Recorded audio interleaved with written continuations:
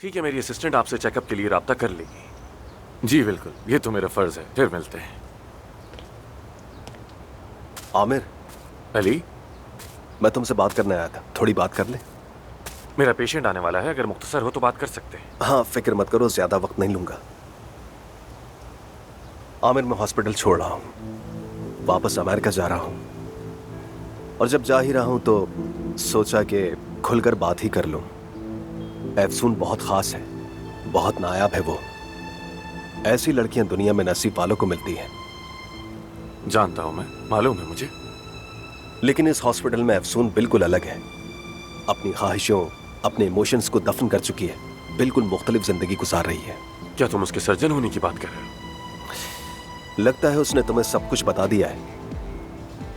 मैंने सोचा कि हम दोनों शायद दोबारा एक साथ हो जाए, लेकिन नहीं, ऐसा मुमकिन नहीं हो पाया।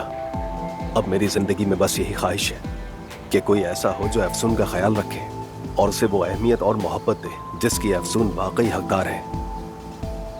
अगर कोई ये नहीं कर सकता और उसे तकलीफ दे तो आई थिंक उसे वो रास्ता चुनना ही नहीं चाहिए। और हाँ, एक और बात, एफसून वाकई बहुत अच्छी सर्जन है, बस उसे जरा सी अपनाइयत और हिम्मत दिलाने की जरूरत है। Thank you so much. Have a safe journey. शुक्रिया।